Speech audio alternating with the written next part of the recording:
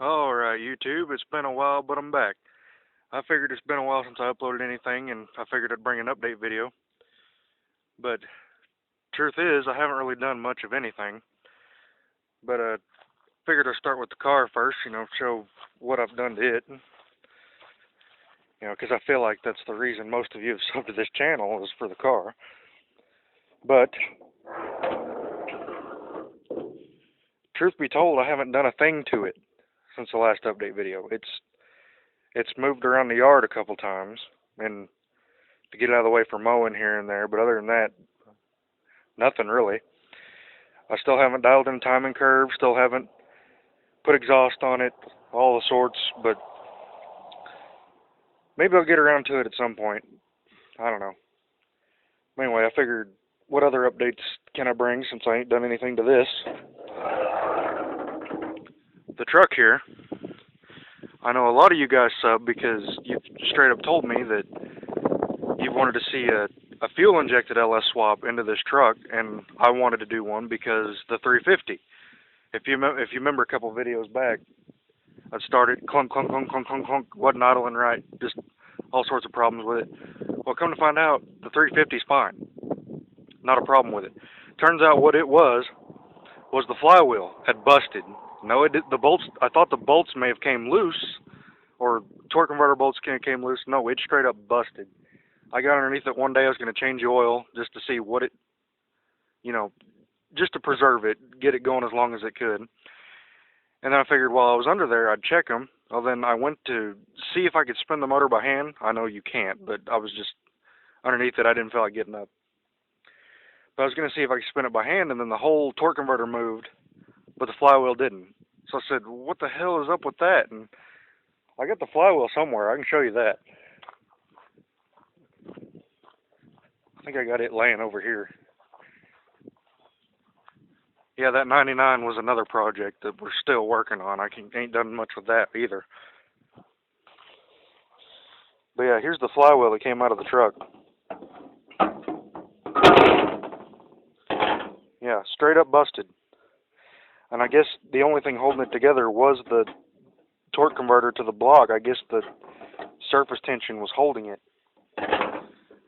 Because when we took it out,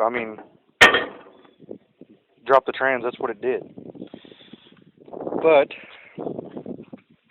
I was excited for an LS swap in the truck. See, that 350, just because I do LS swaps doesn't mean I'm going to butcher a 350, be like, oh, well, 350's the pass, fuck it, pardon my language.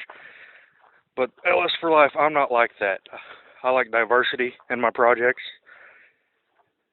I don't want to be that guy that, there's channels like that, but I don't want to be that guy that just LS swaps everything.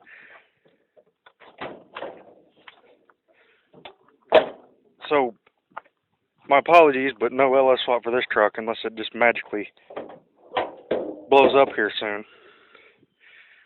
But the flywheel's fixed. Got that taken care of. No more knock. I got an electric fan installed. I got rid of the clutch fan in the shroud. She was warming up a little bit at idle in traffic, and I figured I'd upgrade. Which brings me to another thing. eBay fans. Don't use them.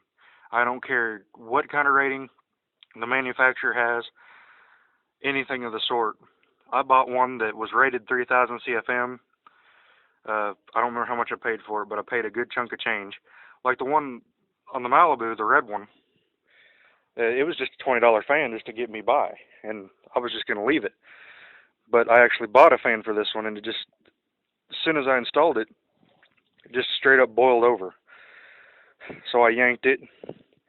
I got on looking online to see what the best OEM fan was, because Pick and Pull was having a half-off sale that weekend, I think. Well, even a Gearhead for Life group page told me Ford Taurus fan can't go wrong. That's the best OEM fan you can get. And boy, I tell you what, there ain't no joke about that. That thing moves a lot of CFM, and the truck don't even warm up anymore. So, got that little issue fixed. So eBay fans, no, don't get one. Taurus fan, you can get them way cheaper. Cool, way better. Alright, now what else? Well, a lot of you guys wanted to see fuel injection, and since I ain't swapping this, I decided to do one step different. I decided to put multi-point fuel injection on the 350 using Megasquirt. I've had like, out of all the people on my channel, I've had like only one or two people ask about Megasquirt. And at the time, I really don't know anything about it, but I've been researching it, and I feel like it won't be that bad. So I've decided, just get an intake for injectors, use LS 22-pound injectors, 4150 throttle body.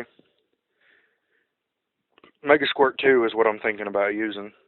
Should be a pretty neat project. And after my research with it lately, I can tell you guys that fuel injection isn't as hard as everyone makes it out to be. But anyway, this video ain't been much of nothing. I figured I'd give you guys something, but because I ain't been around in a while and I feel bad, all the new subs, I've hit over 250 now. I want to thank you guys so much for subbing, and keep subbing. I promise I won't quit on you.